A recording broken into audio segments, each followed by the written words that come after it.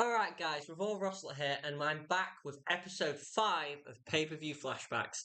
Today we are going to be reviewing Elimination Chamber 2014. Got the DVD down here this time. Really like the cover. I must have liked the pay-per-view enough to buy the DVD is what I'm thinking. I've got a Claudio t-shirt on today because Cesaro is in the main event of the show. He's in the Elimination Chamber match. So Elimination Chamber 2014 is quite an important pay-per-view, realistically. It is the first WWE pay-per-view post CM Punk's walkout back at the Royal Rumble. It is the last pay-per-view before the launch of the WWE Network in the States. In my country, in England, it would launch in January of the following year, so I had to wait another 9 months, which was pretty annoying. And it's the last pay-per-view on the road to Wrestlemania 30, which is one of the biggest WrestleManias of all time. So this pay-per-view is slap bang, pretty much, I would say, in the middle of my wrestling fandom. It's like 10 years after I started. It's about 10 years ago. I was really invested at the time. I was in college. I was in my first year of college. And, I was actually in my last year of school. And wrestling was one of my main priorities, like watching it, listening to it, thinking about it, talking it. I actually remember recording a review for a pay-per-view a few before this, just on my iPad at home before I even started a YouTube channel. And my parents were interested in wrestling at this time. Like, they were very interested in like the Daniel Bryan sort of yes movement thing, and they watched it with me. My mum really liked Randy Orton and Bootista, who we'll talk about in a bit. So this is a very important pay-per-view, kind of again in the middle of my wrestling fandom. And so without further ado, let's try and get into the show. I also wanted to review an Elimination Chamber show as we come up to the Elimination Chamber at the end of the month, or in a couple of weeks' time, I believe the Elimination Chamber show is. I will maybe review that show. I will try watching it, and it depends on how good it is, but I maybe get a chance to review that show. So the opening of the show, I should also say first, the show took place on February 23rd, 2014, and the theme song was Doomsday by Nero. The opening contest of the show was for the Intercontinental Championship, and it was Big E Langston. They still called him Langston, I believe, at this time. Against Jack Swagger, who was the real American sort of gimmick. He came out with Zeb Coulter, Dutch Mantel, and Zeb Coulter said, "What has Big E done for the continent since he won the Intercontinental Championship?" Good burn there from Zeb Coulter. This match is pretty crazy because you kind of forget how over the real American thing was. Like, Zeb Coulter at the end of his spiel before the matchup goes, "We the people," and the whole crowd does it with him. And Jack Swagger, the crowd liked more in this match than Big E. And Big E, as a babyface at this time, was very bland. And he couldn't really cut promos, and he looked like sort of your typical muscular Vince guy. And so maybe he was a bit disliked. And so he needed a couple of things to sort of make him good in the crowd's eyes. He made friends with CM Punk at the end of last year, I believe before he won the Intercontinental Championship. And then he had some good matches, like this one here. This is a good pay-per-view opener. It's a very physical kind of hoss fight with a little bit of like technical stuff in there.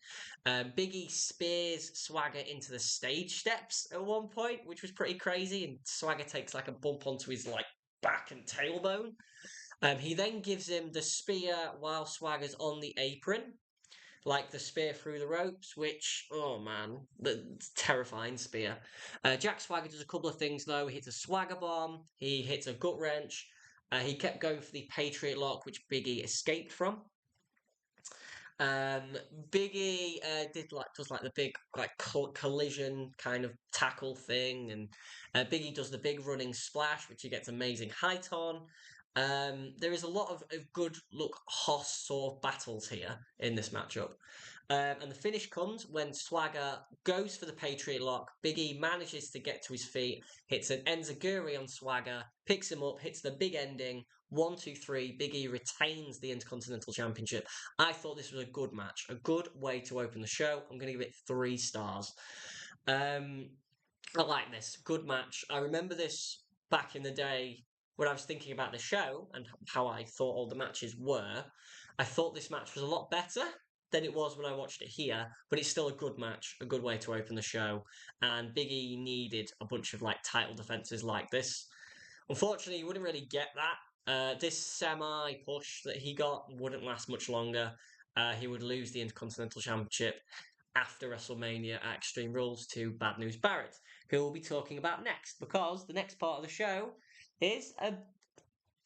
no, it isn't. Sorry. No, it is. Yeah, of course. It's a Bad News Barrett promo as he comes up in the lift thing and he says that the USA have not got as many gold medals at the Olympics as Russia. Obviously, it's 2014, so the Rio Olympics is going on. Bad News Barrett, by the way, and the lift, like organically getting over, basically getting cheered, like, and the fact that they just killed it and took the lift away, it just is so tone deaf. So good promo by Barrett. Brian Danielson then gets Brian Danielson. Oh, I did it. Daniel Bryan gets interviewed backstage, and he basically says, yes, he can win the chamber. Yes, it's going to be painful. Yes, he's going to go to WrestleMania. Second match on the show, we have the WWE Tag Team Championship match, and this leads in brilliantly from our Royal Rumble review because the champions are the New Age Outlaws. I completely forgot that the Outlaws were tag champions in 2014. They beat Cody and Dustin, or Cody and Goldust at Royal Rumble on the pre-show, and they took the titles to Elimination Chamber here. Road Dogg comes out, cuts his promo. The Road Dogg, Jesse James, the badass Billy Gunn, the New Age Outlaws. You're not down with that. We've got 2 words for you. Suck it. All that good stuff. The Usos come out and do their Samoan war dance. The match, though, they had like a pretty basic tag match. Like one of the Usos would get cut off by the Outlaws. They would make a hot tag. There was a couple of cool like super kicks, and the Outlaws don't do a lot of moves in this match. A lot of it is just striking and just keeping one of the Usos down and isolated. Um, and it was a pretty basic little tag match. And in the end, Road Dogg, Billy Gunn Schoolboys, Billy Gunn Schoolboys, one of the one of the Usos, 1, 2, 3, the Outlaws retained. This was pointless because literally the Raw after this, they lost the tag titles to the Usos, so they could have just lost them here. It went about 8 minutes, 9 minutes. I'm going to give it 2.25 stars. It was like a pretty basic matchup with a couple of cool bits at the end, like the Usos hitting some super kicks and stuff. But pretty basic match. Nothing great. Third match on the show. Oh, no. Sorry. Before that, we had another Bad News Barrett promo. And this time he said that if all of you think Daniel Bryan's going to win, he's no, basically. And he's just mocking Daniel Bryan. And the content of his promos, Barrett, is relatively good. And if he came up with himself, good on him. I think he was a good character at the time, and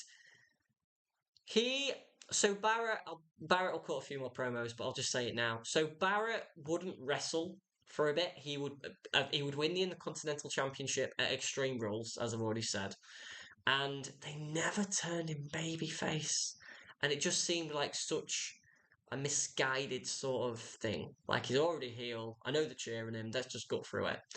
Kind of silly. They had a chance to turn him babyface and didn't. He wouldn't hold the belt for very long, though, because Dolph Ziggler would beat him for it. And then after that, we had a WWE Network plug where Cole and King, I believe, just showed Cole and King and JBL, who were the announcers. There's a trio announce booth. And they would just plug the network. So they would show you how the network worked and how you could watch previous pay-per-views and stuff like that. And yeah, it looked like a really cool thing. Like when he announced the network, I was super excited. And in the grand scheme of things, like $9.99 a month is really good. Because if you're going to buy the pay-per-views, $9.99 is really good. So it maybe lost the company a lot of money in the grand scheme of things.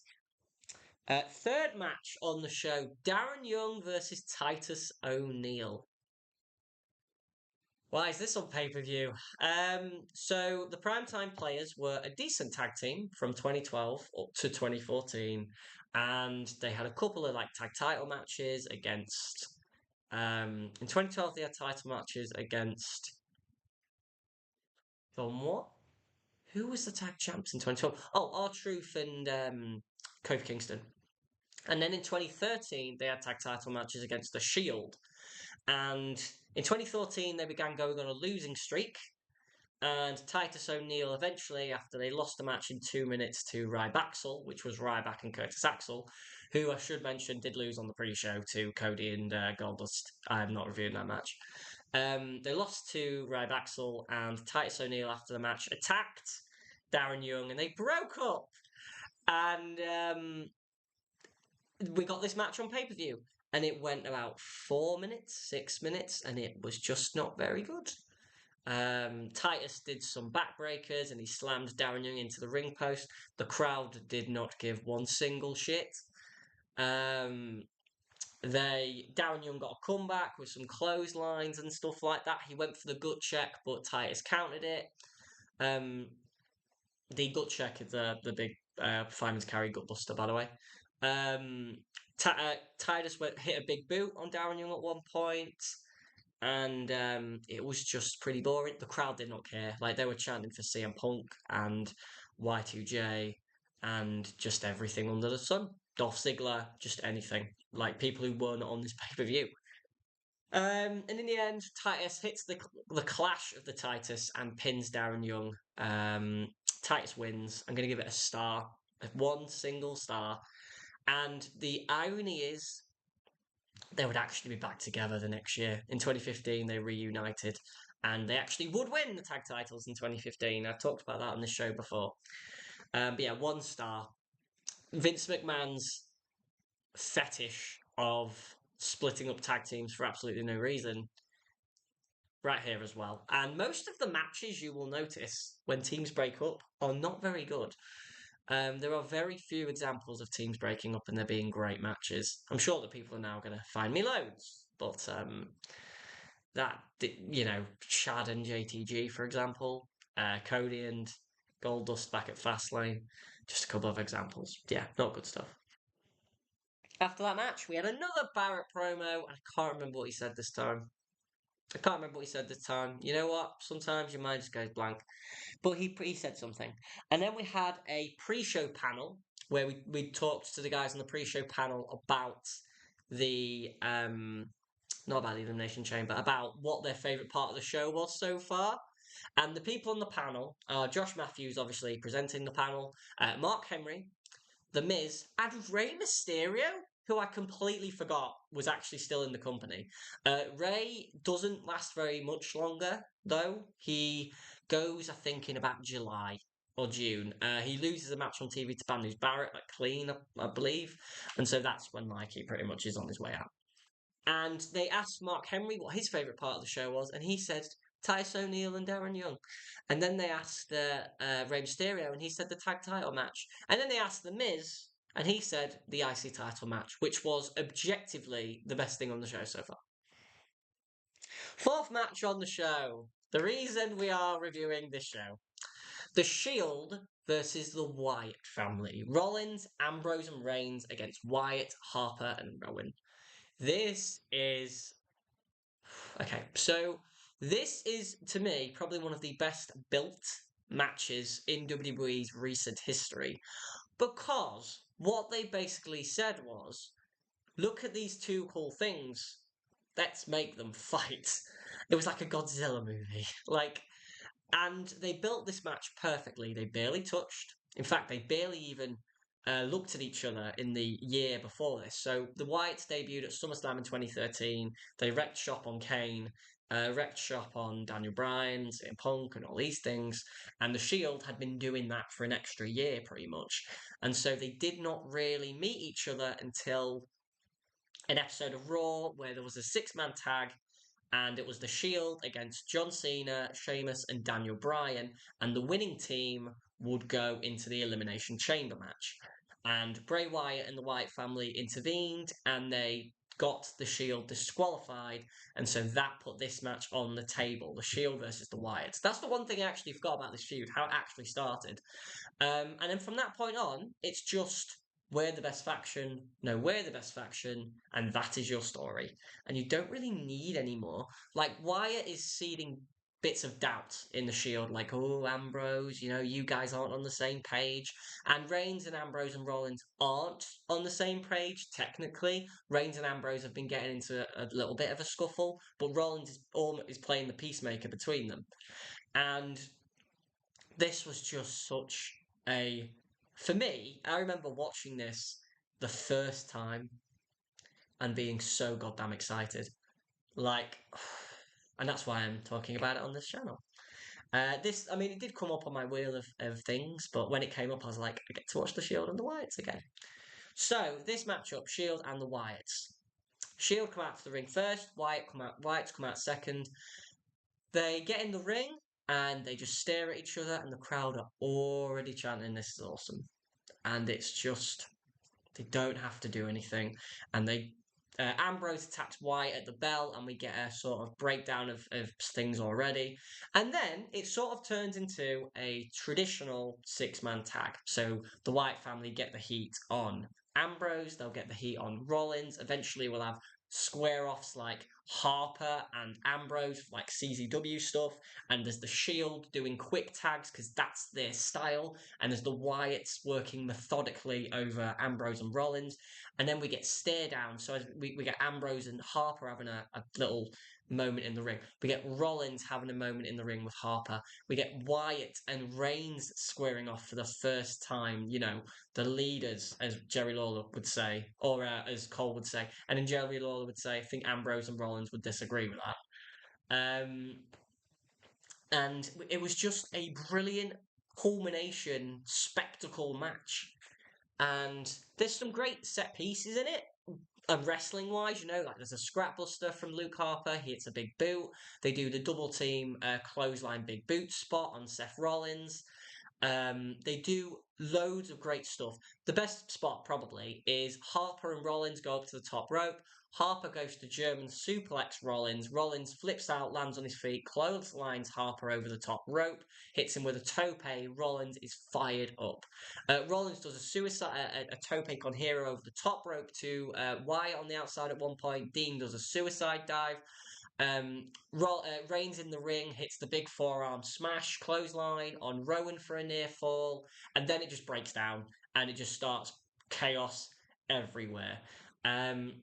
Wyatt hits Rollins with a big Uranagi and the senton, and there's just chaos everywhere. Ambrose and Bray Wyatt fight into the crowd, and Rollins and Reigns are keeping the other two at bay around the ringside area. Rollins is fighting Harper and Rowan by himself because Roman Reigns is taken out with a military throw to the outside of the ring, and Rollins is fighting Harper and Rowan by himself with like a TV monitor.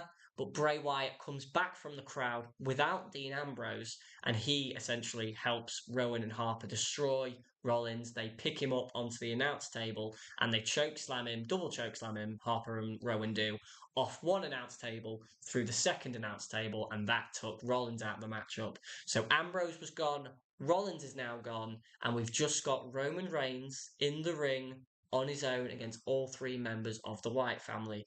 And these last few minutes are gold. The crowd love Roman Reigns at this point. He is, they can maybe see that he's becoming the new face because he got 12 eliminations at the Royal Rumble. Or 11, sorry, whatever. He got 12 eliminations at the Rumble. And at Survivor Series, he eliminated 4 people. And he's being positioned as that new guy, but they do not care because they are seeing him destroy people. That's all that Roman Reigns had to do to get over. He It's destroyed by Rowan Harper. They hit the big boot clothesline combo on him. Harper beckons to Bray Wyatt. Bray goes for the Sister Abigail on Roman, but Roman grabs Bray's hand and strengthens his way out of it. And he uppercuts Bray. He hits a big Samoan. Sorry, I thought I had the door. He hits a big Samoan drop onto Rowan, which is crazy. Sorry, I've lost my train of thought. He hits a big Samoan drop. Um, he hits a Superman punch on Bray. He hits a Superman punch on Eric Rowan. He goes for the spear on Bray Wyatt, but Luke Harper out of nowhere comes in, takes the spear for Bray. Bray quickly cross bodies Roman Reigns, picks him up, hits a quick Sister Abigail. 1, 2, 3. Bray Wyatt, the Wyatt family rule at Elimination Chamber, Michael Cole says, in an absolute barn-burning, brilliant, one of the best six-man tags I've ever done. 4.5 stars. I've always loved this. This has not changed. It's one of the best six-man tags I've ever done because it was built out of just, would it be nice if these two teams fought? And it was everything you could have wanted it to be. And it is the reason that most people probably watch this show. 4.5 stars, sensational match. This made all 6 of these guys look like genuine stars. Even Rowan and Harper, who would not go on to have the careers that Wyatt, Rollins, Ambrose, or Reigns had. Rowan and Harper looked great in this. And they're not, Rowan's not the worker. Harper's a great worker, realistically. They could have done way more with him. But Rowan's not the worker that all these other people are. But even he looked terrific in this match. 4.5 stars, a sensational match, and the high point, probably of the Wyatt family in general. Like they would have after this, they would have a rematch on Raw the next night, which was very good. Not as good as this, but still very good, and that would be won by the Wyatts again. And then they would finally have a third match in this feud, which would take place on all places but main event. And that would also be a great match, and probably the best match in main event history, apart from maybe a Sheamus Cesaro match. But yeah, grand match, 4.5 stars. Love it, love it, love it, love it, love it.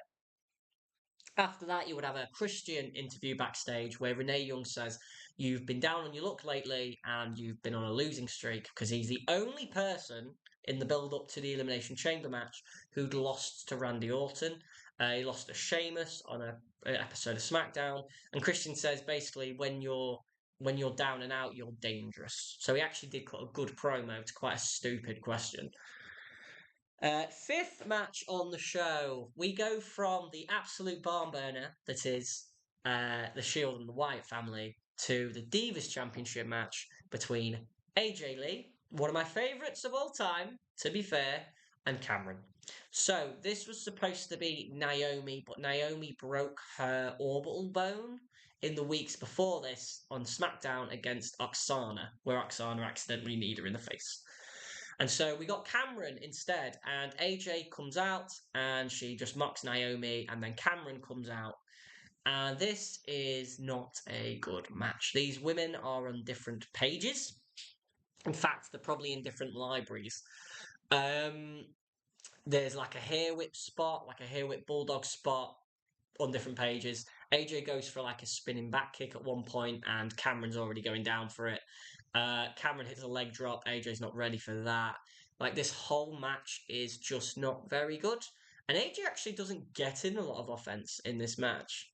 Cameron gets most of it. Cameron hits like the split leg drop thing, which was okay. But yeah, this is not a good matchup. And the finish, AJ is outside of the ring. AJ has got Cameron outside of the ring, and Tamina goes for a super kick on Cameron, but misses her and hits AJ with a super kick. Cameron smiles at Tamina, rolls AJ in the ring, goes to pin her. 1, 2. The referee pulls AJ's leg onto the. Tamina pulls AJ's leg onto the ropes, and the referee's like, "What are you doing?" Doesn't just disqualify there and then, which is a bit weird. And then Tamina just clotheslines Cameron when she's out of the ring. And the referee calls for a DQ. Really terrible finish to a really terrible match. I think I actually gave it a 1/4 star. Yeah, quarter star. One of the worst matches I've reviewed in this whole series. Trash. I really like AJ, and she would have some very good matches earlier in her title reign against Caitlyn and against Natalia. And then in her second Divas title reign, she would have some good matches with Paige. So I always liked AJ. Like just seeing her again, she's so good.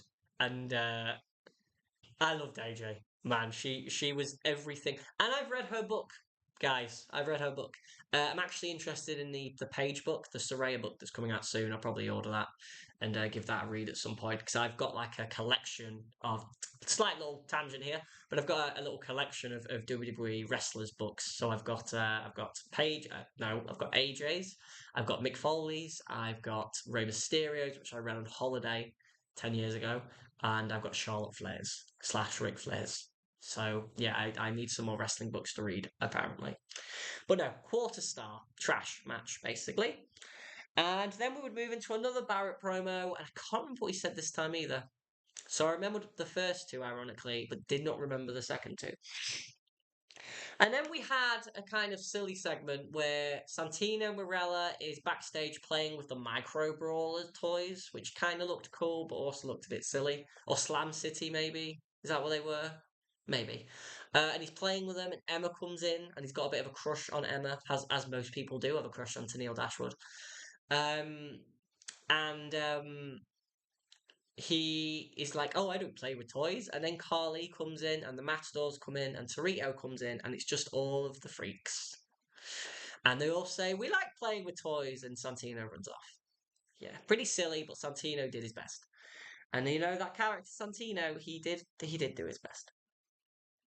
Sixth match on the show, the penultimate match on the show, Alberto Del Rio against Batista. So, Batista returned in January and declared himself for the Royal Rumble.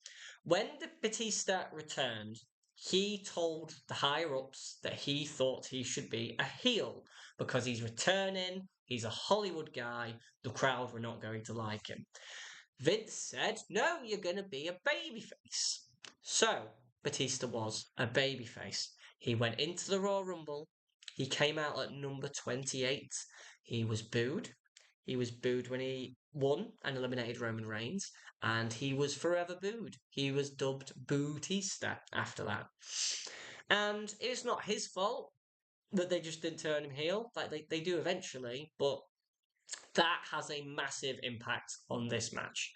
They tried everything to kind of make him cool and make him a babyface. So he destroyed Alberto Del Rio before this. He powerbombed him, Batista bombed him through the announce table. They tried everything to make Batista a great babyface, and in this match they did that too because before the bell, Del Rio comes out with a neck brace and a crutch because he'd been Batista bombed through the announce table a few weeks ago. And he says, "I can't wrestle," but then out of nowhere, he attacks Batista with a crutch. And the pre-match attack, sorry, is supposed to build sympathy for Batista, but the crowd just cheer Batista getting assaulted. Um, and you know, it's pretty funny, realistically, but it's also pretty stupid. And Del Rio eventually calls for the bell, and he's just beating up Batista for like 6 minutes, and he hits him with a super kick. He hits him with a corner enziguri. He gets a backbreaker. He hits the backstabber at one point. He locks in the cross-arm breaker in the ropes. He's working over Batista's legs, arms, back, everything. And this crowd chant for everything. I should also say that in the AJ match, they were chanting for CM Punk, obviously. In this match, they were also chanting for CM Punk. They were chanting for Y2J. They were chanting for RVD. They were chanting for literally everything. They were saying C whenever Del Rio would slap his arm for the cross arm breaker. They did not give one single damn about this match. Del Rio hit a double foot stomp off the top as well. But Batista at one point hit a desperation spear, like maybe one of the only moves he hit in the whole match. But after that, Del Rio moved and Batista went into the ring post, shoulder first. And in the end, Batista went for a Batista bomb. Del Rio slipped out. He went for it again. Del Rio bonked on the top turnbuckle, which they said was exposed, which maybe he'd exposed at some point, but they did not draw attention to that. Batista lifts him up, hits the Batista bomb. 1, 2, 3. Batista beats Del Rio. It went 7 minutes. It was pretty bad. Del Rio just beat him up for 6 of them, and the crowd did not care. And sometimes I say crowds make matches, but this was very similar to the Goldberg Brock situation where the crowd did not want to give a damn, so they just wanted to do their own thing. Yeah, I'm going to give this, I think I gave it 3/4 of a star. So we've not had a great last 2 matches. In fact, between the last 2 matches, we have 1 whole star in 11 minutes of wrestling.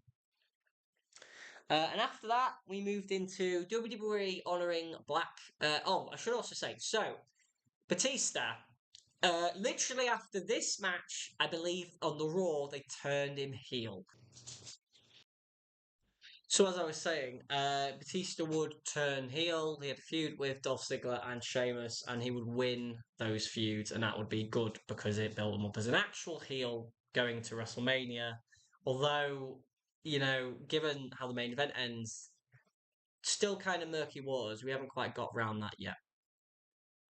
You okay, Ellie? The dog might want to go out. So not a great match. We've not had a couple of great matches in a row. So we had, of course. So we had WWE honouring Black History Month. This time they would be honouring Tony Adams and Rocky Johnson. And then after that, we went back to the pre-show panel to talk about the main event, the Elimination Chamber match for the WWE World Heavyweight Championship. Miz predicted Daniel Bryan would win. Mark Henry predicted Sheamus would win. And Rey Mysterio would predict Cesaro. And then Josh Matthews goes, so nobody thinks that the champion Randy Orton will retain his championship. And Mark Henry goes, no, he hasn't won in ages, or something like that. It was very funny. And that led us into the main event, the Elimination Chamber match for the WWE World Heavyweight Championship. Randy Orton defending against Sheamus, John Cena, Christian, Cesaro, and Daniel Bryan. So in the build-up to Elimination Chamber, the Authority put Randy Orton in a series of matches to see if he could beat any of his Chamber opponents. He would proceed to lose to Cena, lose to Sheamus, lose to Bryan, beat Christian, and then lose to Cesaro. It was baffling that they had him lose so often to, so many guys. And, clean. He lost clean to every single one of those people. The dog's just gone in the other bed, bless her. And it was crazy. It was a very crazy way to build him up as sort of the underdog champion, I guess. Like, he would have been an underdog going into the chamber anyway, because it's 1 in 6. Anyone can win. The build was pretty weird. This build, though, did do wonders for Cesaro. He beat Randy Orton, as I said, on an episode of SmackDown, probably the biggest win of his career. And then he would go into this match, the next biggest match of his career. And Elimination Chamber matches are some of my favourites. I've always really liked them. I like the drama in them. I like sort of the elimination rules. I like what you can do in the chamber. And some of my favourite matches or pay-per-views have chamber matches. And this chamber match here started off with Christian, John Cena, Daniel Bryan, and Randy Orton in the pods. And that meant that it was Sheamus and Cesaro who would be starting the match off. Cesaro, big pop, we the people, everyone loved it. Sheamus and Cesaro started us off just with some rough grabs. Just doing rough, slappy, uppercutty stuff. And it's grand. Third in would be Daniel Bryan. He would come in and hit a double drop kick on the 2 men, and then hit chest kicks and then head kicks on the 2. Cesaro would eventually Irish whip Daniel Bryan though through one of the his own chamber pod, and then Sheamus would hit a steamroller, the rolling senton, on the metal grate on the outside to Cesaro. They would get back in, do a couple of things. Christian would come in next. Christian would attack Daniel Bryan's injured shoulder that Christian himself actually injured. Work it over, snap it on the ropes. He would avoid getting sent into the cage for a little while. And eventually, I believe it was Cesaro who powerbombed him into Christian's own pod and then uppercutted him. It was a great spot. The 5th man in was John Cena. and Cena came in, hit an AA to Christian into Cesaro, and then immediately was taken down by Daniel Bryan, which was pretty cool. And then they just started hitting big moves. So, like, Sheamus hit a white noise, Christian hit a kill switch on Daniel Bryan, who kicked out. Just loads of stuff. Cesaro hit a massive Swiss Death European uppercut on John Cena. Cena hit the 5-knuckle shuffle. There was just loads of big move stuff going on. And the last man in, conveniently, was Randy Orton. And Orton comes in, just methodically stomps every single person. He stomps Bryan, stomps Christian, stomps Cesaro, stomps Sheamus, and stomps Cena. And then he goes for the punt on Daniel Bryan, and Daniel Bryan moves, and everybody gets up and just looks at Orton, and Orton hightails it and goes and hides back in his pod.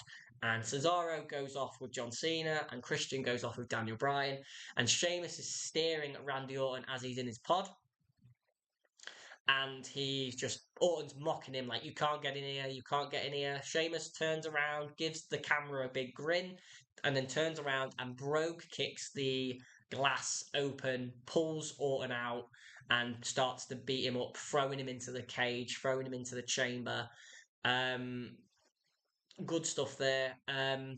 Sheamus would eventually go for the high cross on the outside of the on the grating to Christian, but Christian would climb up the chamber, get on top of one of the pods. Get on top of one of the pods, and Sheamus would meet him up there, but Orton would meet Sheamus, hit Sheamus with a superplex off the top rope. Christian would then frog splash Sheamus and pin him. Sheamus was the first man eliminated from the match. After that, Christian would pretty much immediately get up and get hit with a running knee from Daniel Bryan. Christian would then be eliminated. So we were down to 4, and they had a great stare off where every man had a corner. Cesaro would go for a neutralizer, but that would get countered. Cena would hit an AA to Cesaro to the outside of the ring. Cesaro would take it pretty flat, but he also took it on part of the Lexan glass, which may be a bit softer. Cena would pull him in the ring, lock him in the STF, and Cesaro would very quickly tap. So we were down to 3 men.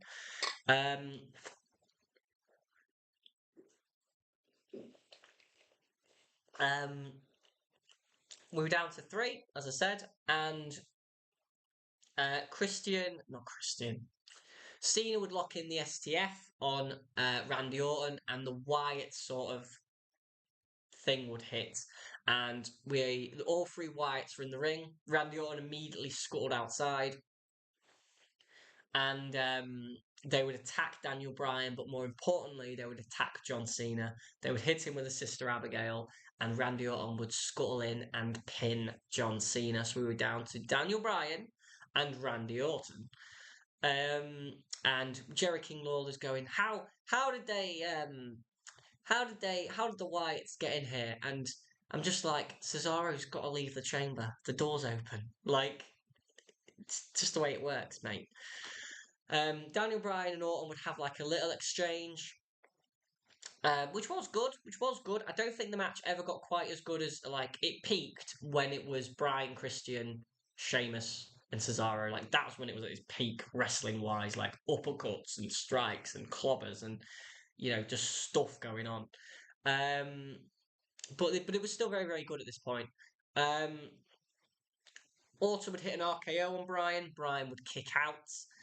Bryan would hit a running knee on Orton. Oh, no, sorry. So, Kane comes in the ring to get Cena out of the ring and to check he's okay, but Bryan jumps and gives him a knee off the top rope.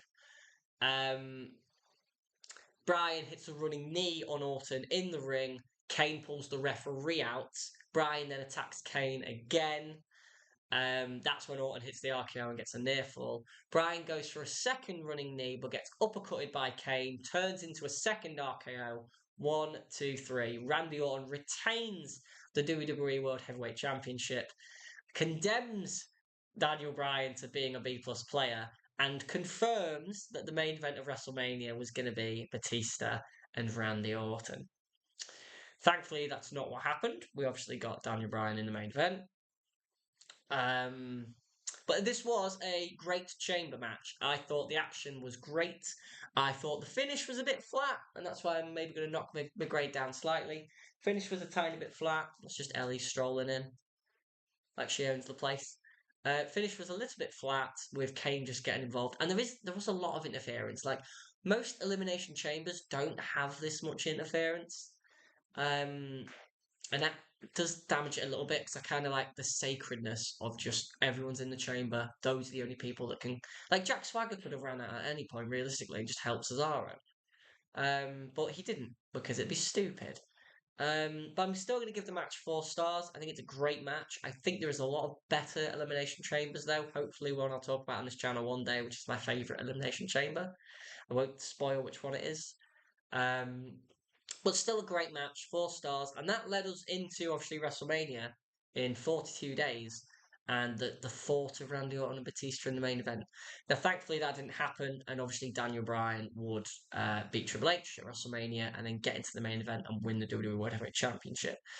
But this pay per view ended with very dark times ahead. Very dark times. If you think about it, it was going to be Batista and Orton. Overall, though, my grade for Elimination Chamber, I thought this pay per view was good before I watched it. Watching it now, there is that real bad period after the Shield Wyatt's match, where the crowd don't care for the AJ match, and then for the Batista match, they perhaps care too much, or maybe they just don't care and they're just chanting for everything under the sun. I'm gonna give it a 6.5 out of 10. Same I gave to WrestleMania 20. It doesn't have a 5-star match like that show does, but it does have an excellent 4.5-star match with the Shield and the White that you need to see. And it's tragic that 2 of those men in that match have now passed away. But that is a wonderful like testimonial match for them. If you ever want to sort of pay homage, you're in your own way to John Huber, Brody Lee, Luke Harper, or to Wyndham Rotunda, Bray Wyatt, I'd watch that match. It's absolutely grand. And it does have a great Elimination Chamber match and a good opener. So there's like 3 matches on the show that are like good, and then everything else is missable or bad. So I guess that's it, guys. Thanks for watching. This has been Royal Rustler. Like, comment, and subscribe for more. Tell me your thoughts. What did you think to Elimination Chamber 2014? What did you think to the prospect of Batista and Randy Orton in the main event of WrestleMania? What did you think to the Shield and the Wyatts? Have you never seen it? And what did you think to everything else on the show? The really good, to be honest, opener between Jack Swagger and Big E. Thanks for watching, guys. This has been Revolver Rustler.